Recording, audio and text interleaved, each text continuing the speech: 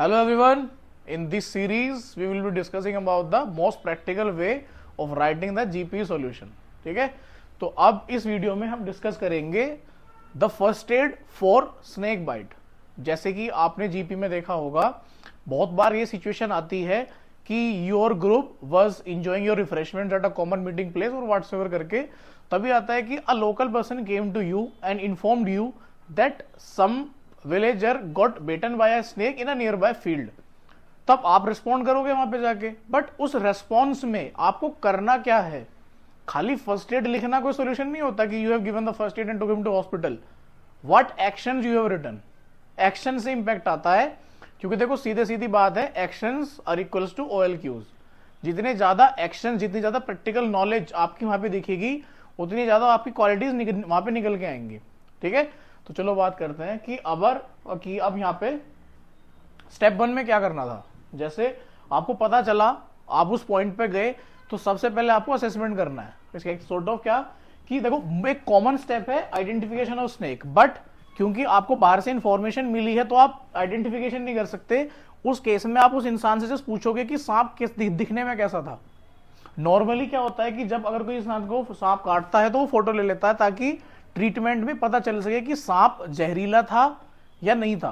ठीक है, venomous snake था या नॉन वेनमस था, ये हमें पता चल जाएगा वहां से। उसके बाद क्या करना है कि उस पर्टिकुलर इंसान को सबसे पहले तो आप एक कंफर्टेबल पोजीशन में लेके जाओगे।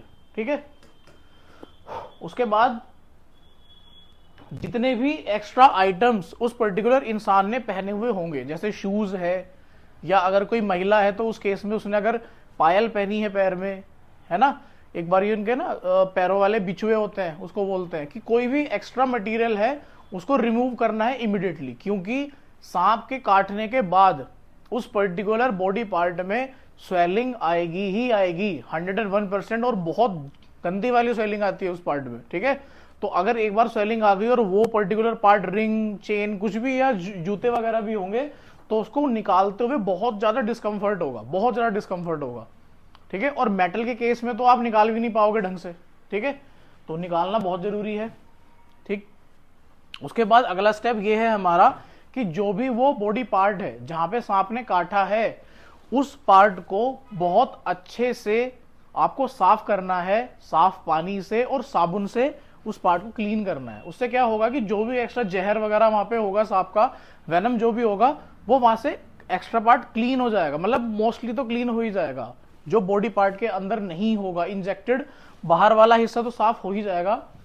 ठीक, वो करने के बाद आपको क्या करना है, अगला स्टेप, उस पर्टिकुलर बॉडी पार्ट को इमोबिलाइज करना है। मतलब कि वो बॉडी पार्ट ज्यादा मूव ना करे, क्योंकि अगर वो बॉडी पार्ट ज्यादा मूव करेगा, ब्लड फ्लो बढ़ेगा, और ब्लड फ्लो बढ़ने के बाद वहां पर जहर उतनी ज्यादा स्पीड से फैलेगा। ठीक है, तो आपको मोबिलाइज करना है, स्प्लिंट करना है। तो स्प्लिंट के केस में जैसा होता है ना कि एक नॉर्मल सा हम फ्रैक्चर के केस में करते हैं कि भाई छोटी छोटी लकड़ियों को वहां पे हमने बांध दिया है, या फिर हार्ड बोर्ड जैसे कहते हैं ना, कार्डबोर्ड टाइप, या मैगजीन हार्ड कवर होती है, तो उस पर्टिकुलर चीज से उस हिस्से को आप बांध दोगे, स्प्लिंट कर दोगे, ताकि उस पर्टिकुलर पार्ट की बॉडी मूवमेंट ज्यादा ना हो। राइट, उसके बाद जो भी अफेक्टेड एरिया है उसको आप थोड़ा सा एलिवेट करके रखोगे। मतलब एलिवेट इसलिए करना होता है कि अगर वो हार्ट लेवल से ऊपर हो जाएगा तो जो ब्लड फ्लो होता है वो फिर कम हो जाता है, स्लो हो जाता है। अगर ब्लड फ्लो स्लो हो जाएगा तो जो जहर के फैलने का एक प्रोसेस है या जो स्पीड है वो कहीं ना कहीं वो भी स्लो डाउन हो जाएगी। ठीक है, और सांप के काटने के केस में सबसे इंपॉर्टेंट फैक्टर ये है कि आप टाइमिंग जरूर नोट करके रखेंगे, क्योंकि इस ट्रीटमेंट के टाइम पे हमें उस चीज का ना एक बहुत ज्यादा आइडिया मिल जाता है कि ट्रीटमेंट किस हिसाब से उस बंदे का चलना है।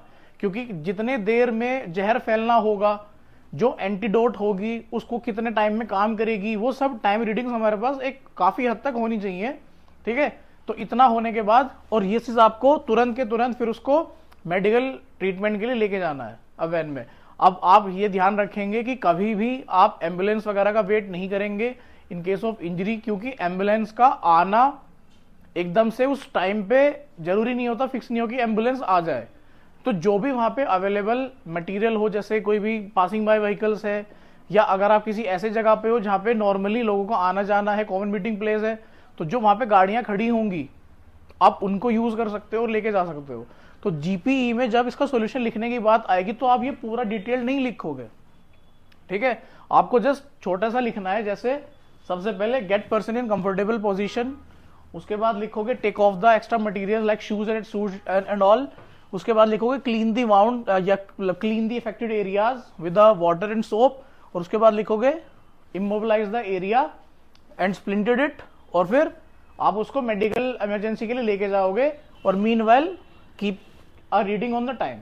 आप इतना सा लिखोगे, ये 2 से 2.5 लाइन में आ जाएगा, और इसके बाद आपको सॉल्यूशन बहुत ज्यादा इफेक्टिव हो जाएगा। Rather than just writing a first aid, आप ये पूरा 2 लाइन में प्रोसेस लिख सकते हो, ठीक है। If you like this, comment करो इस वीडियो के नीचे, then we will come back with the next video. Thank you. Good afternoon, Lokesh. Good afternoon, sir. How are you? I'm fine, sir. How do you feel today? I'm feeling good, sir. Why? Why good? Sir, the weather